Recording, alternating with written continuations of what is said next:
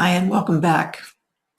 We continue to look at a clock, a key, and a net given to the Bride of Christ at her midnight hour in age-to-age timekeeping. That's what this video series is all about.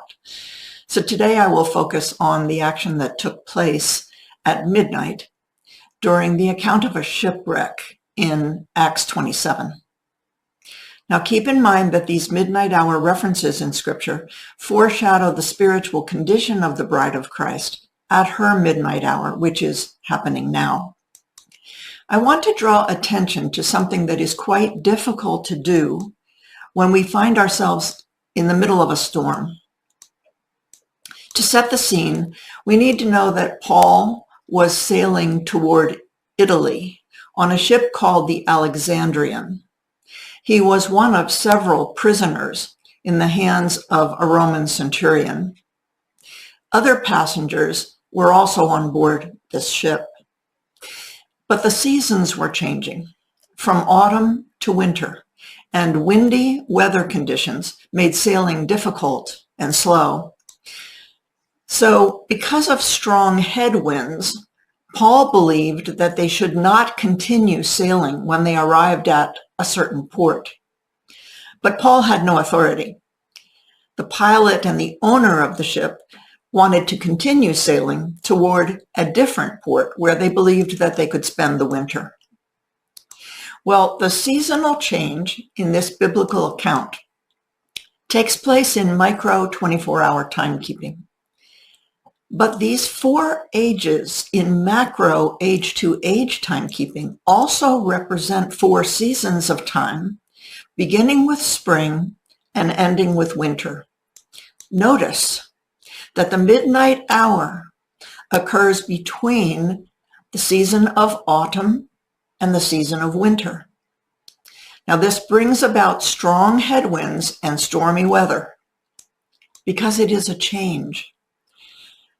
So the ship in this account foreshadows the present institutional structure of the church. She is carrying congregations of people in her vessel, and she is navigating this seasonal change from autumn to winter. Now the account continues. They set sail, and they were soon overcome by a violent storm called a nor'easter. In their attempts to gain control of the ship, this is what they did.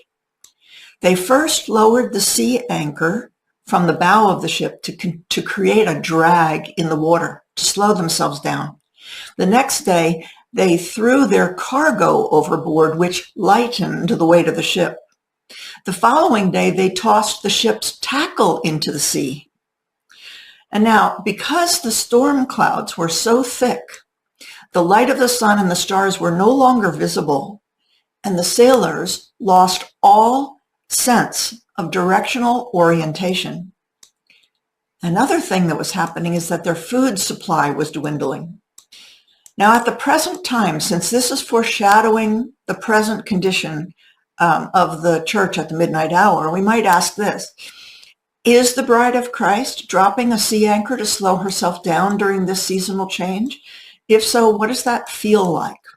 What baggage is she throwing overboard to lighten what she carries? Have we noticed? What equipment is she deeming unnecessary? Have we seen any of these changes?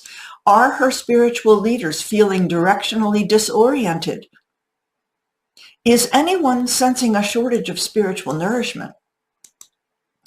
At this point in the scriptural account, Paul stands up and says, I told you so.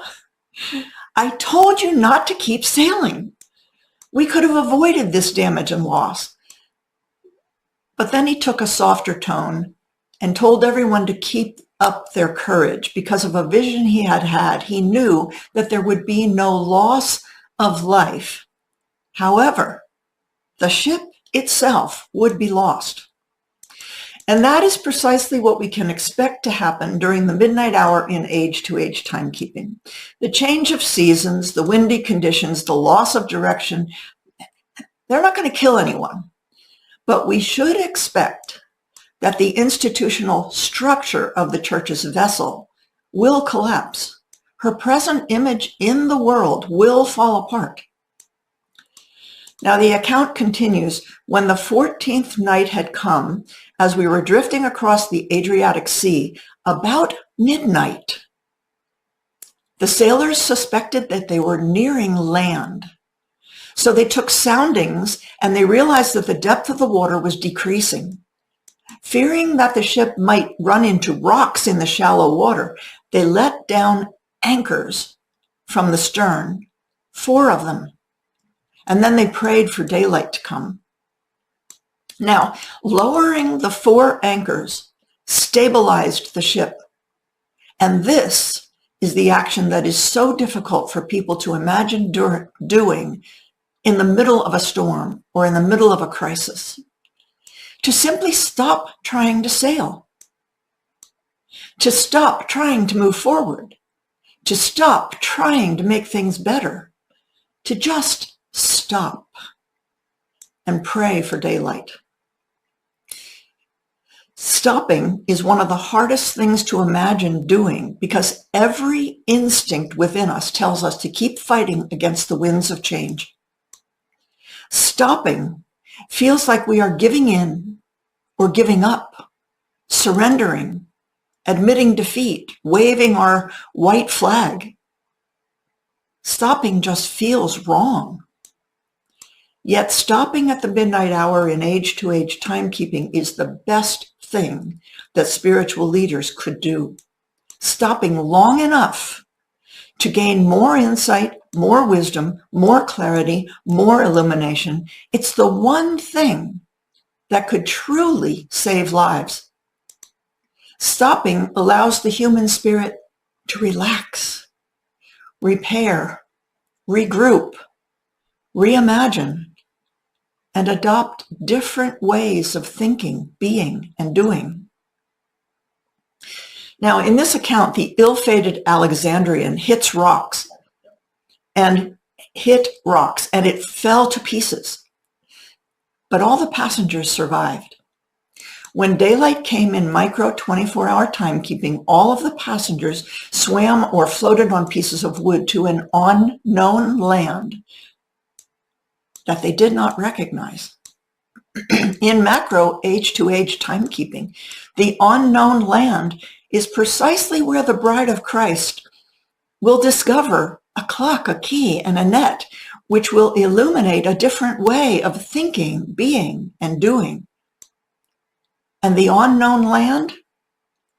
Well, that's where the survivors of a shipwreck spend the entire winter season. Next up, empty net syndrome.